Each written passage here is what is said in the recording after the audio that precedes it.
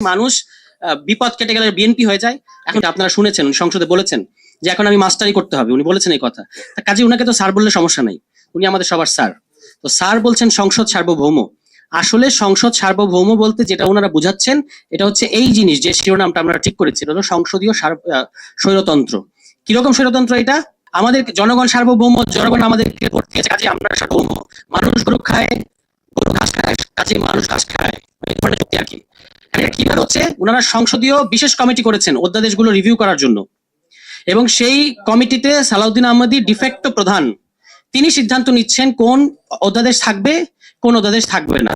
সংসদে সংসদ নেতাকে উপস্থিত রেখে আরেকজন সংসদ সদস্য তিনি বলছেন যে ইয়েস, আমি মাননীয় সংসদ সদস্যের পক্ষে, সংসদ নেতার পক্ষে বলবো।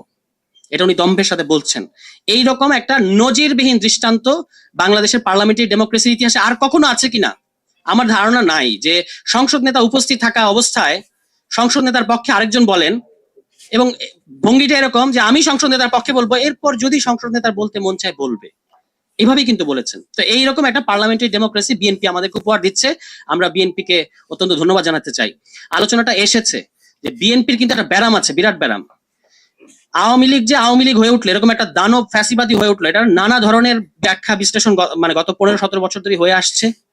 কিন্তু একটা কথা কিন্তু আমরা বলি না, সেটা হচ্ছে আওয়ামী লীগকে আওয়ামী লীগ করেছে আসলে বিএনপি।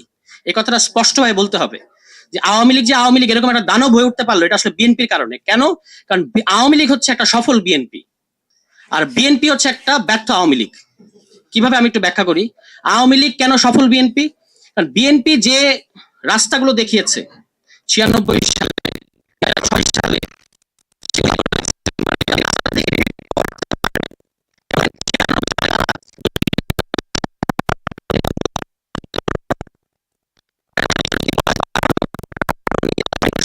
সেটা লগি পয়সা বাংলাদেশে এবং ফাঁসিবাদ থেকে আনলো।